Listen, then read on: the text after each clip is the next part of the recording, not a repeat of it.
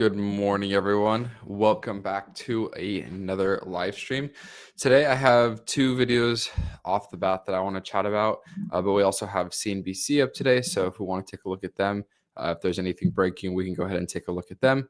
But I want to go ahead and start off by talking about Figure, and then I want to talk about Sora, and then we'll see if there's any other news throughout the day. So let's go ahead and get started there. Thank you for joining. And if you're new here, consider subscribing. If you want to chat, leave a chat. If you have a company or some news that you want me to take a look at, we can take a look. But yeah, let's go ahead and jump right into it. So I know you can't hear the sound right now. I have it muted. That's okay. Let me see. Let me see here.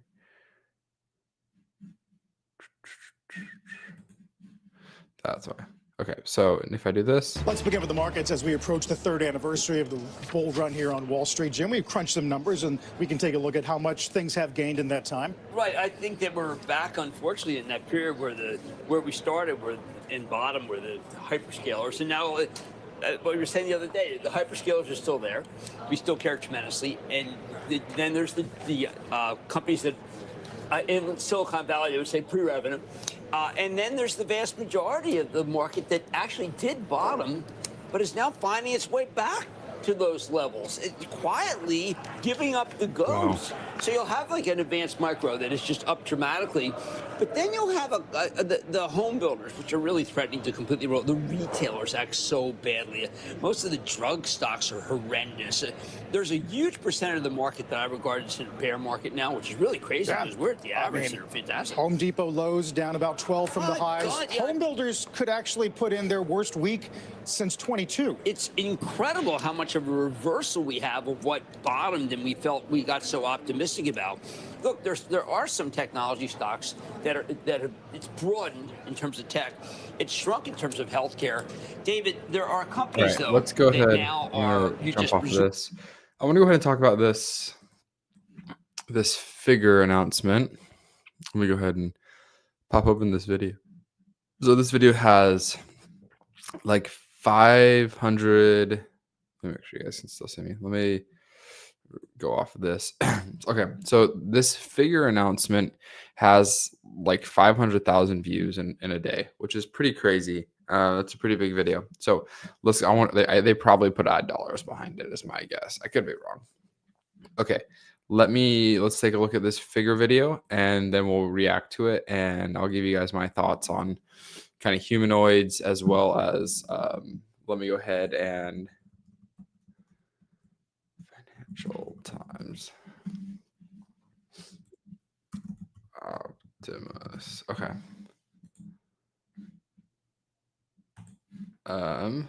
Okay. I have that. We'll chat there. And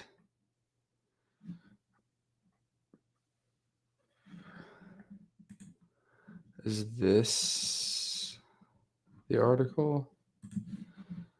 Oh no, it's the end.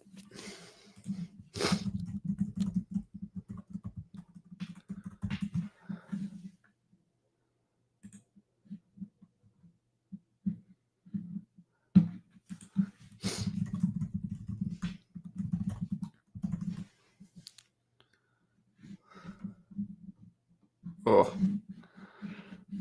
hold on. Let me pull this up. Here, I'll let you guys. No, nobody's watching. It's fine. That's funny. Okay, I wanted to pull up this article because I think it's fascinating. Actually, let me see. Okay, let's see if I can get this to work. Okay.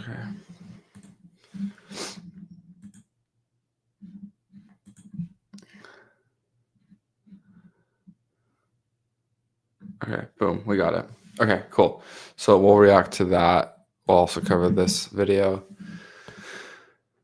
And let's see. Okay. Sweet. All right. Let's go ahead and dive into this figure video that was just released yesterday. 500,000 views. It's 6 minutes long. I'll go ahead and give you guys my commentary along the way. Let's redo that. All right, let's jump into humanoids. So Figure had a video that they dropped yesterday, 500,000 views in less than 24 hours. So we're going to go ahead and cover this video and why it's getting so many views and my thoughts about it. We're also going to cover some information that came out by the information regarding the Optimus program and Tesla and Elon Musk. So let's go ahead and jump into this video, and I hope you guys enjoy it. Sweet. All right, let's go ahead and take a look at this one.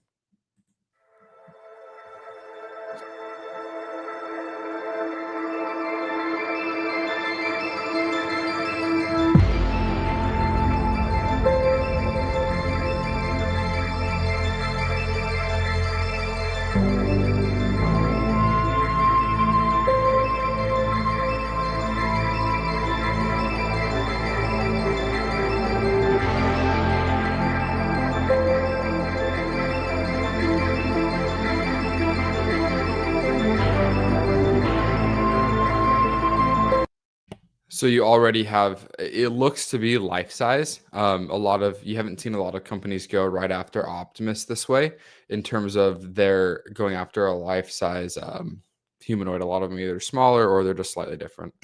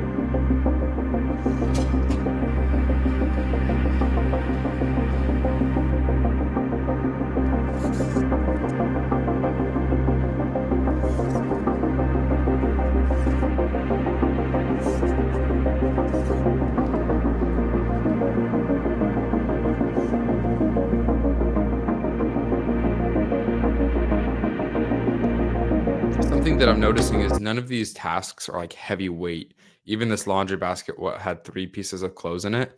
So you're still not seeing a huge load being able to be carried by these robots, which I think is interesting. It's only a few dishes, a small basket, only a few pieces of clothes. So let's keep watching to see like the heaviest task that this robot does.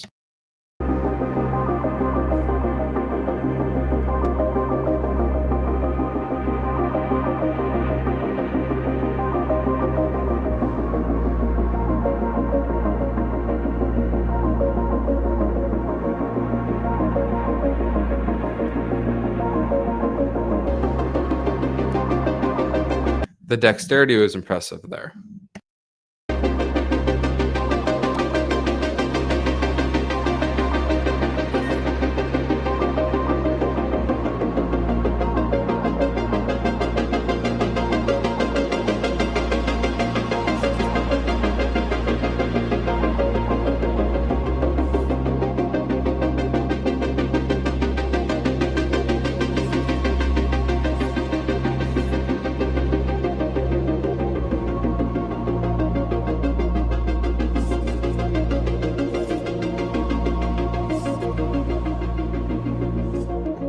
Yeah, I think most people would not want their clothes folded like that. I would love to see a demo of putting the clothes on a hanger. That would be a lot more of a like a sellable thing, at least for some people. I would prefer to see it like hang clothes on a hanger.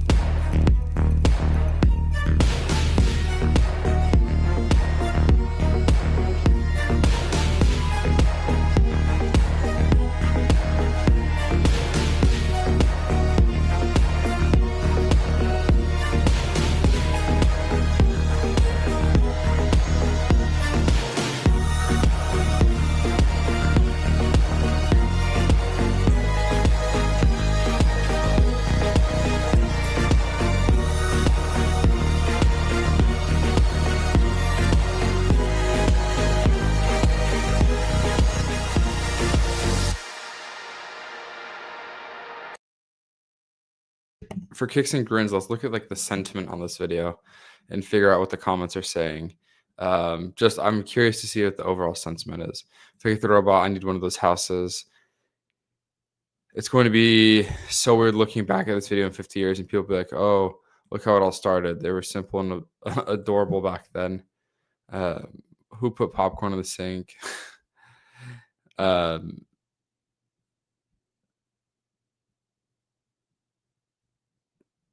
Yeah, so I don't know. That was a really cool gimmick. It was a really cool video. Again, you just don't see any heavy lifting by the robot. Like, I mean, no more than 3 towels, and it's fine. It's not meant to do. I mean, it wasn't.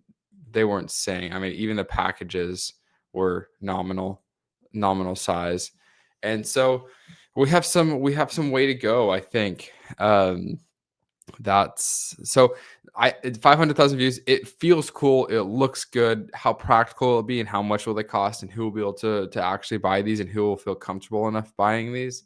That remains to be seen.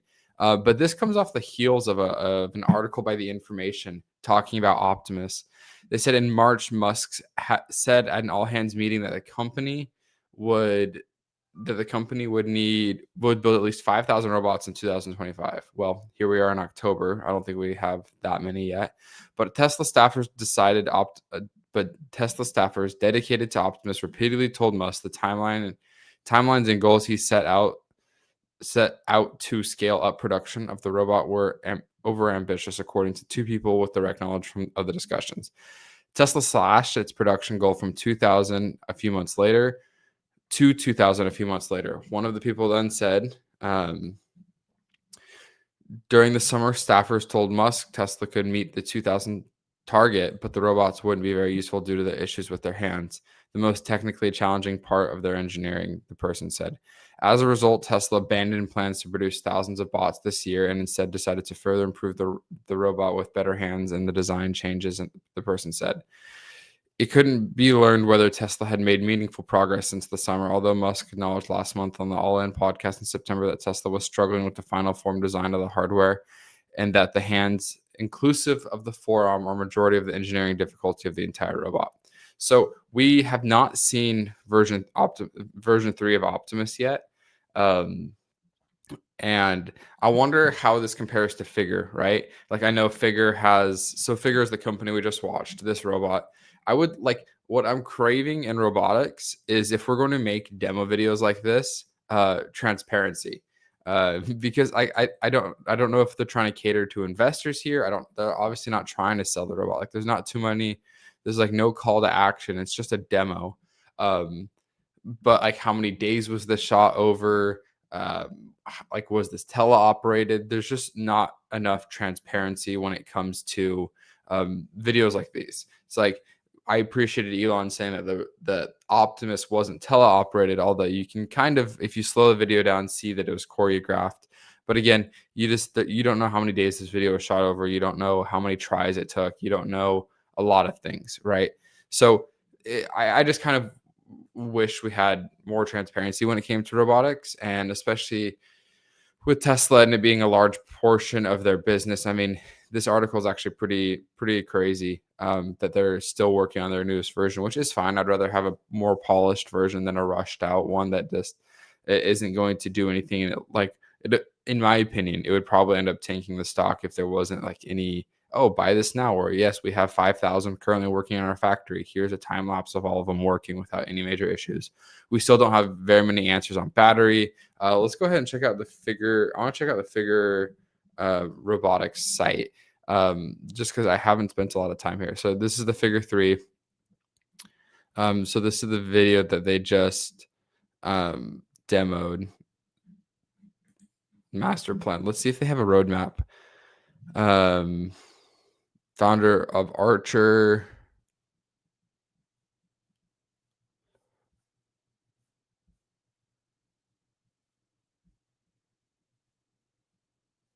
So, I mean, a lot of what they're doing sounds nice. I just don't know if they have like when their first. I don't know when their first robot's gonna come out. So, anyways, that's kind of the Optimus killer, some people are calling it, and yeah. So let me know what you guys think down in the comments. How far are robotics out really? Is this something that we're gonna get soon? Do you guys think that this is? I don't know. Robotics, they just seem kind of far out, in my opinion. They look cool. It's cool to think about. It's nice to be futuristic, but there's just a lot of unanswered questions like how heavy of things can they lift? What can they lift? What can't they do? What happens if their hands get wet when they're washing the dishes? What happens if we're out of detergent when you're doing the laundry? What does the robot do? Is it going to start the load anyways? So how much pre-programming is done? I don't know. For me, like I have a little, it's from Costco, the little robot vacuum. And to me, that's so cool because it's on a time schedule. I just put water in it every once in a while and it mops and vacuums the house. But I have to replace things like the filters, the little dust bin baggie. I have to fill it up with water. I have to make sure that the robot's cleaned. I have to make sure the sensors are clean. So there's still like even something so purpose built like that little robot for the house vacuum. I still need to maintain it. Like I still need to keep up with it. And so there's just so many unanswered questions with robotics. But if you guys enjoyed this video, consider subscribing. And like always, see you next time. All right, I want to jump into the story. I want to jump into the story by Jake Paul, actually. Funny enough. Let's see if I can get anything on it. Let me see if I can find. Where was the other thing I had on it?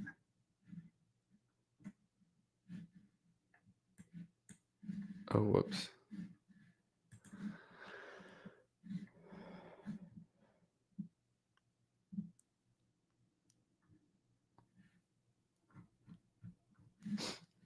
Okay. Let's see if I can Jake Paul Sora.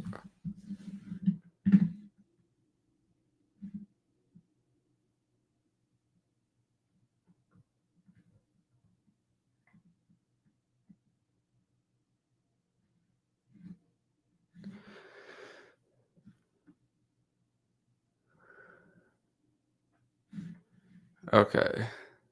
Let's see.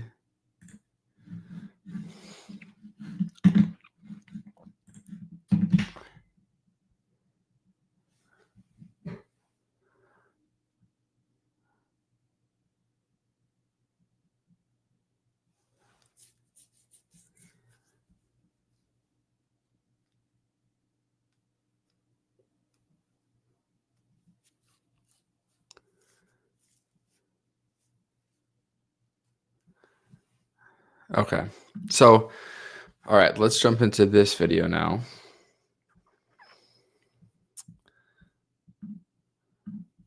Let's do this.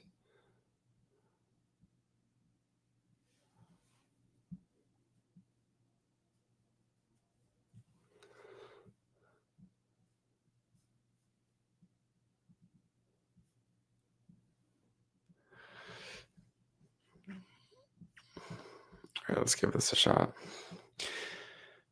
All right, so Jake Paul just announced that he is an OpenAI investor, and he, along with the Sora team, have generated over 1 billion views in just 6 days. Here you can see his announcement.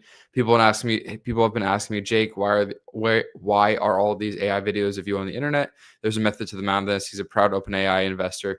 In 6 days, my cameo has generated 1 billion views, and you can just see how fast that Sora has grown. So Sora is this OpenAI's version of TikTok that is just AI generated videos. Like there's no hiding. It's just AI stuff, but it hit 1 million downloads faster than ChatGPT did. So OpenAI's app and social network of AI generated videos has been downloaded over 1 million times, according to Sora head Bill Peoples. The app reached 1 million downloads in less than 5 days, even faster than ChatGPT did.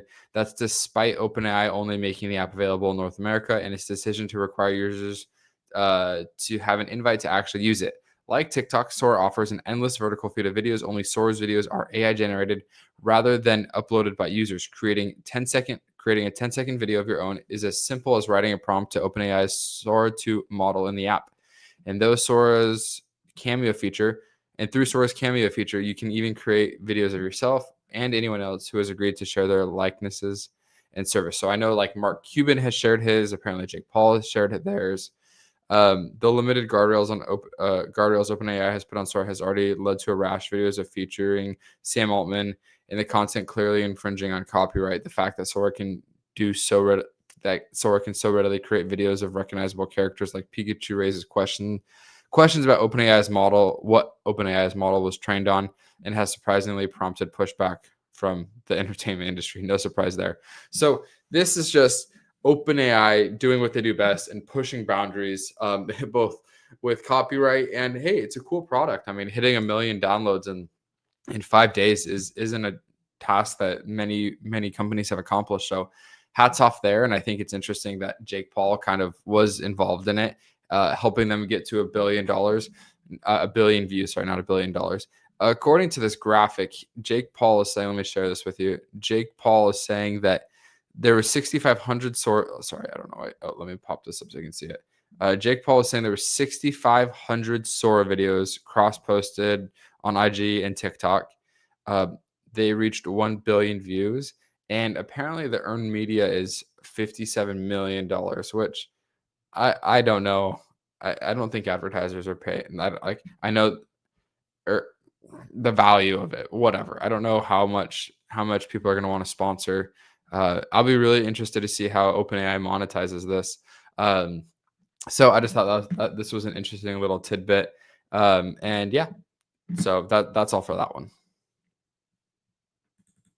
Okay. I want to see if there's anything else going on.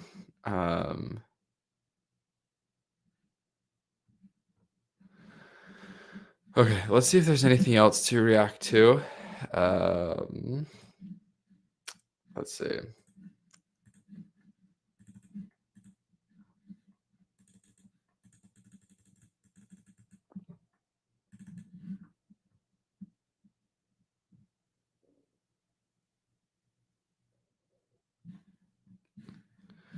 Okay. Let's see if there's anything else.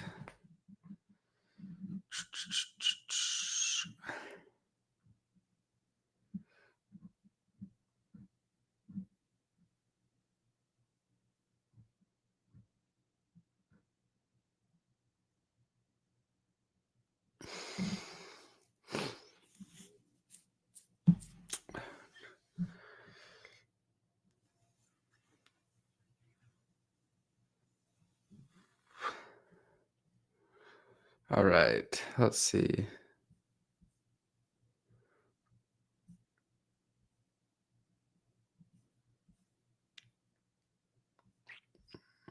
I'll watch this video. Let's react to this video. And then we'll wrap up. Okay, let's watch this one. And then we'll see where we go from here. Okay, so all right, so this video is this video is Jensen Huang and Jim Cramer going at it. Let's go and take a look at exactly what they are saying. Huang, one of the amazing revolution. There we go. You've taught us that this is the fourth industrial revolution, and that there are room pretty much for everybody. So, surprising that Lisa Su and AMD team up with OpenAI after you just teamed up, or welcoming to some degree because you need to have everybody doing this in order to make it so that you're not the gating factor because you can't make everybody's chips. We could try. Well, all right, but I mean, AMD, you know, give us a chance. Well, You could count on me. You can count on me. Lisa were here. I think she said the MI450 is every bit equal to yours, and I would say I want to hear it from Jensen because that's a chip. You're a platform, and you're software. You're loaded with software, and so therefore a piece of hardware may not be equal to it for total cost of ownership. We do very different. We build some things that are similar in category, but we're very different companies. You know, NVIDIA started out as a graphics chip company, and over time we became a computing platform company. And a computing platform company is largely software, and you have a lot of developers and ecosystem that create other software that sits on top of your computer. We became a computer platform company. When artificial intelligence came along, we realized that artificial intelligence are really large computers, and the entire data center is essentially one computer. And so we went off to work on distributed computing, using multiple computers working together into one giant system. So networking matters, switching matters, tons of software is involved. And so today, when you look at the computers we make, they're 1,000 acres large. It's a giant system. Hundreds of megawatts, gigawatts at a time. And that's the reason why a new industry has emerged. This industry requires factories that manufacture numbers, which when reformulated becomes intelligence. And so it's an intelligence manufacturing factory. And that's this new industry produces the most valuable thing the world's ever known, intelligence. And so our company builds these large infrastructures, and it's got lots of technology inside. The GPU, which we invented in 1996, I think it is one of the technologies inside, but there's a whole bunch of technologies, and so we're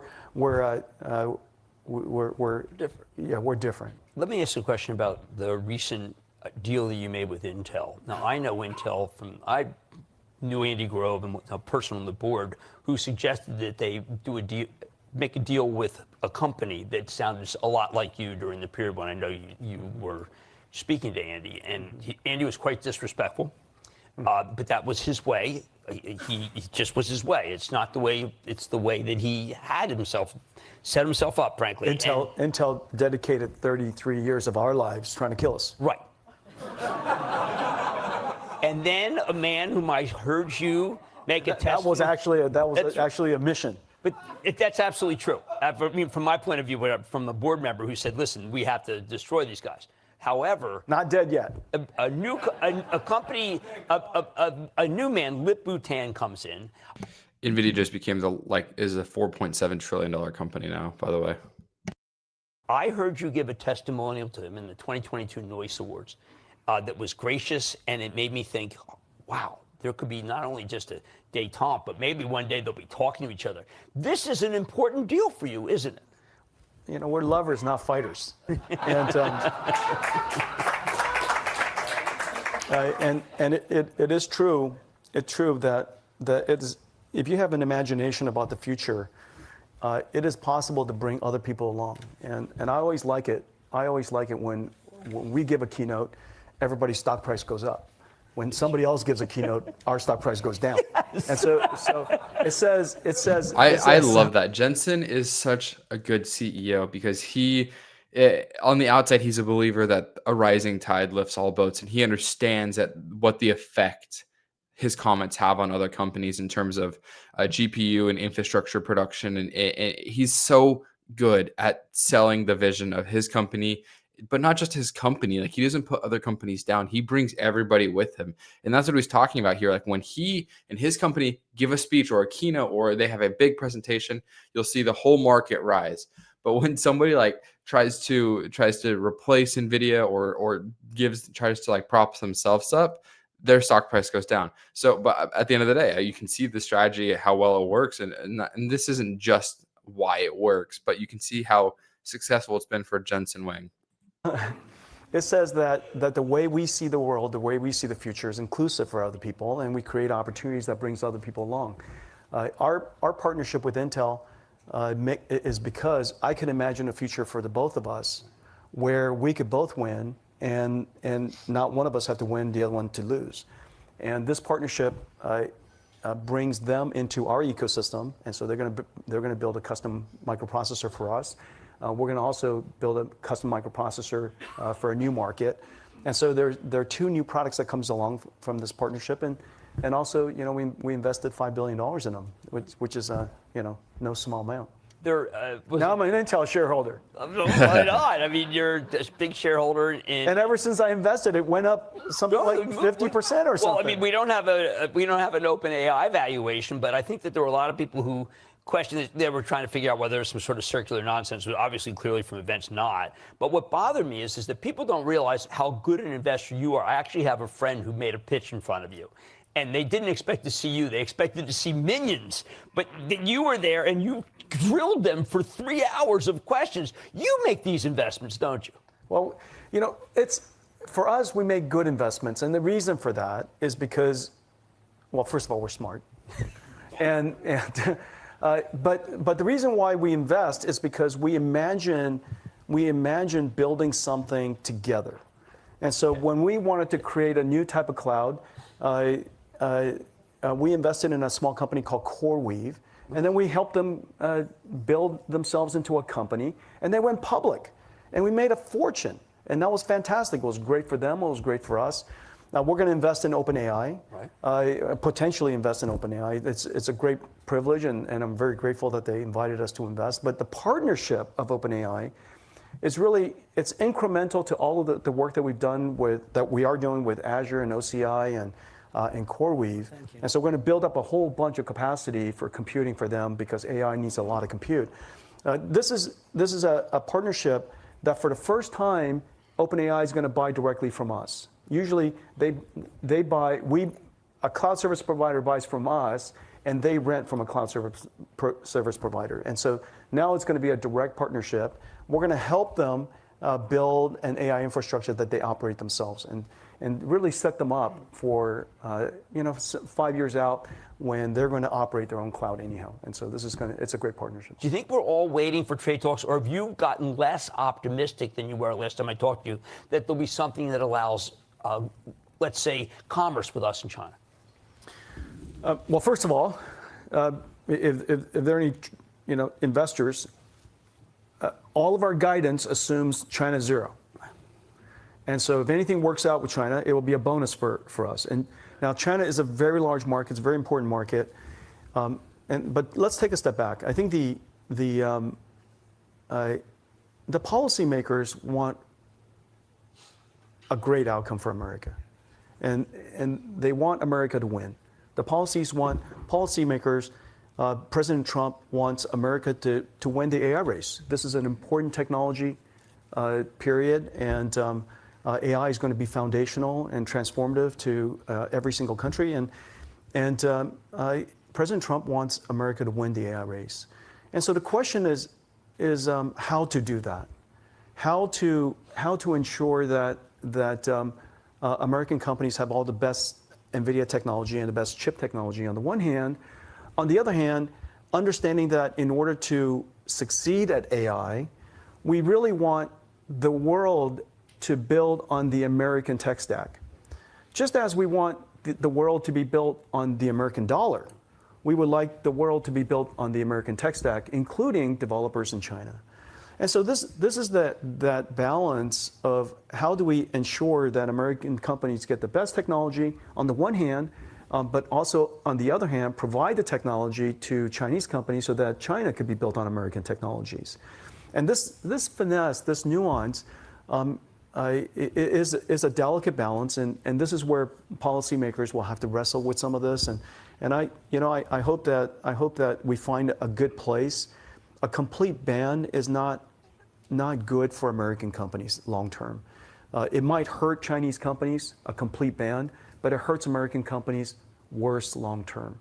And so I think this observation, this realization, and this nature of AI and the computer industry, I hope is understood, and that we can work this out someday.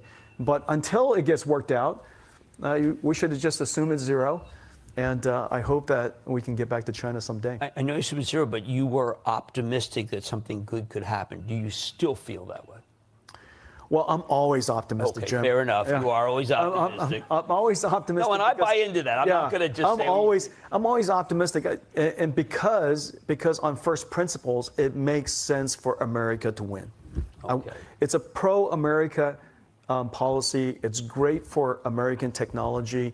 If America wants to win the global AI race, we want the whole world to be building on American tech stack, just as we want, the whole world to be building on the internet that was really invented here in the United States. We want the whole world to be building on Windows. We want the whole world to be building on, AWS or Apple, or we want the whole world to be building on that. That's a good thing. It helps American industry, helps American companies, and it allows the world's every country to be built on American technology. That's a good thing. Coming up.